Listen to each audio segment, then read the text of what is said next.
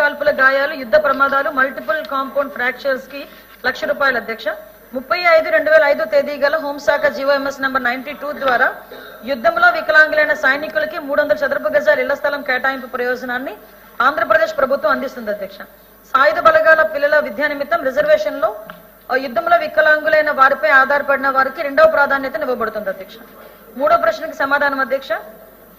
యుద్ధంలో మరణించిన లేదా వికలాంగులైన రక్షణ సిబ్బంది ఆధారితులుంటే యుద్ధ వితంతువులు, యుద్ధంలో మరణించిన మరియు యుద్ధంలో వికలాంగులైన అవివాహితులైన సైనికుల యొక్క వివాహము కాని సోదరుడు మరియు సోదరుమణులకు రాష్ట్ర ప్రభుత్వం యొక్క ఏదైనా శాఖలో కారుణ్య నియామకాన్ని కల్పిస్తూ 6/6/2006 తేదీ గల హోంశాఖ జీవోఎంఎస్ నంబర్ 138 ద్వారా ఆంధ్రప్రదేశ్ ప్రభుత్వం ఉత్తర్వులు జారీ చేసింది అధ్యక్ష. దరఖాస్తుదారుని విద్యార్హతల ఆధారంగా office subordinate, junior assistant, typist గా నియామకాన్ని కల్పించబడుతుంది అధ్యక్ష. కారుణ్య నియామకాలు మరియు వాటి పురోగతి వివరాలు క్రింది విధంగా ఉన్నాయి అధ్యక్ష.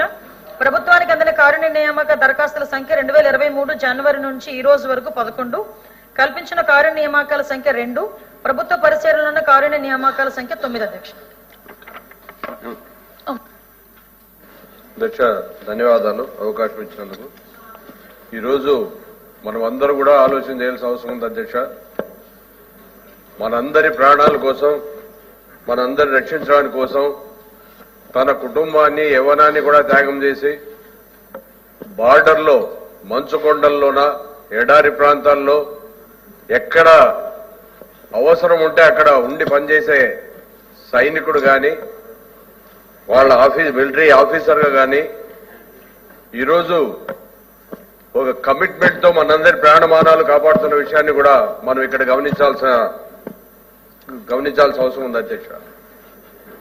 మనం ఇన్ని వాళ్ళ కుటుంబాన్ని వదులుకొని ఒక పక్క భార్య, పిల్లలు, తల్లి, తండ్రి, అన్నదమ్ములు, అక్క చెల్లెళ్ళు, బంధుమిత్రుల అనురాగాలను వదిలి మన కోసం వాళ్ళెంతో రాత్రి పగలు అనకుండా కష్టపడి ఒక పూట తిని ఒక పూట తినకుండా కూడా పనిచేస్తున్న విషయం గమనిస్తున్నాం.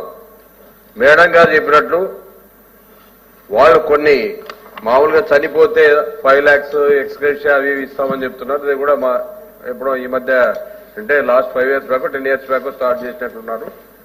నా రిక్వెస్ట్, ఈరోజు మనం ఏదో స్పోర్ట్స్ లో ప్రపంచ దేశాల్లో మేమేదో అది సాధించాం ఇది సాధించామంటే అన్ని రాష్ట్ర ప్రభుత్వాలు, I'm not talking about Andhra Pradesh, A state వాళ్ళైనా కానీ ముఖ్యమంత్రులు వాళ్ళకి పిలిచి 5 కోట్లు ఇచ్చాం, 2 కోట్లు ఇచ్చాం, నీకు 500 గజాలు ఇచ్చాం, గ్రూప్ 1 ఆఫీసర్ పోస్ట్ ఇచ్చాం అని చెప్పి వాళ్ళకి చేస్తున్న సౌకర్యాలు మనం మన కోసం, మన దేశం కోసం ప్రాణత్యాగం చేసే వాళ్ళ కుటుంబాన్ని వదులుకొని చేసే వాళ్ళ కోసం మనం ఎందుకు చేయకూడదు ఒకసారి ఆలోచించాల్సిన అవసరం ఉంది. కనీసం 2 కోట్లు,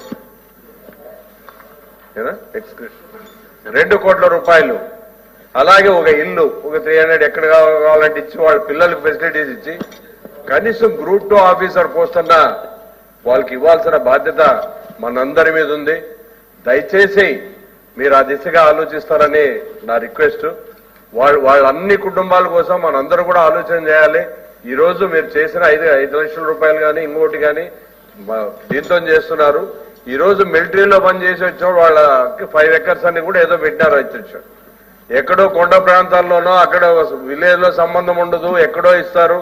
ఆ ఎంఆర్ఓ ఆఫీసుల చుట్టూ, కలెక్టర్ ఆఫీస్ చుట్టూ తిరిగి తిరిగి తిరిగి వాళ్ళు వదులుకునే పరిస్థితి. సులభతరం చేయాలి. వాళ్ళని విత్ ఇన్ టైం పీరియడ్ లో టైం బాండ్ పెట్టాలి. ఆ టైం బాండ్ లో వాళ్ళకి మన ఫెసిలిటీ ఇవ్వాల్సిన అవసరం ఉంది. కానీ వాళ్ళు ఎక్కడో తిరిగి తిరిగి తిరిగి ఇబ్బంది పడే పరిస్థితి. అలాగే రిటైర్డ్ అయ్యి ఎక్కడ వచ్చి 20 years సర్వీస్ చేసి మధ్యలో వాళ్ళు వచ్చి సర్వీస్ చేసే వాళ్ళు కూడా ఒక గౌరవమైన పోస్ట్ ఇవ్వాలి. ఎక్కడో మామూలుగా ఈ ప్రైవేట్ వాటిలో బయట సెక్యూరిటీ గార్డు ఇంకోటో చాలీ చాలని జీతంతో వాళ్ళు బతికే పరిస్థితి ఉంది. దయచేసి ప్రభుత్వాన్ని కోరుతున్నా, వాళ్ళు ఏమైనా యాక్సిడెంటల్ గా చనిపోయినా లేకుంటే కాలు చేయిపోయినా 2-3 కోట్ల రూపాయలు వాళ్ళకి ఇచ్చి మంచి ఇల్లు ఫెసిలిటీ ఇచ్చి వాళ్ళకి రిజర్వేషన్స్ పెట్టి ఉద్యోగాల్లో కూడా అలాగే వాళ్ళకి ఏ సదుపాయం కావాలన్నా ఆ దిశగా చర్యలు తీసుకోవాల్సిందిగా మీ ద్వారా వాళ్ళకి విన్నవిస్తున్నాను అధ్యక్ష. ధన్యవాదాలు. మంత్రి అధ్యక్ష, గౌరవ సభ్యులు మాట్లాడిన దాని మీద అధ్యక్ష, దీని మీద పర్టికులర్ గా గౌరవ సభ్యులు చెప్పినట్టుగా నిజంగా మనందరి రక్షణ గురించి నిద్ర భారాలు మాని కుటుంబ సభ్యులకి దూరంగా ఉండి మనందరికీ కూడా కాపలా కాసే పరిస్థితుల్లో వాళ్ళు ఆ బోర్డర్స్ లో గానీ ఆ యుద్ధంలో గానీ ప్రాణాలు కోల్పోవడం అనేది నిజంగా బాధాకరం అధ్యక్ష. వాళ్ళ కుటుంబాలకి వాళ్ళకి కూడా మన అండగా నిలవాల్సిన అవసరం ఉంది. దాని మీద నేపథ్యంలోనే లాస్ట్ మన గవర్నమెంట్ ఏర్పాటు చేసిన వెంటనే గౌరవ చంద్రబాబు నాయుడు గారు ఎలక్షన్ మేనిఫెస్టోలో కూడా సైనిక్ వెల్ఫేర్ కార్పొరేషన్ అనేది ఏర్పాటు చేస్తానని చెప్పి ఎలక్షన్ ముందు కూడా చెప్పడం జరిగింది అధ్యక్ష. దాన్ని బేస్ చేసుకొని మేము గవర్నమెంట్ లోకి వచ్చిన 5 నెలల కాలంలోనే ఒక సైనిక్ వెల్ఫేర్ కార్పొరేషన్ ఏర్పాటు చేయడమే కాదు అధ్యక్ష, దానికి సంవత్సరానికి ఒక 10 కోట్ల రూపాయలు దానికి ఫండ్ కూడా ఈ రోజు బడ్జెట్ లో కూడా కేటాయించడం జరిగింది అధ్యక్ష.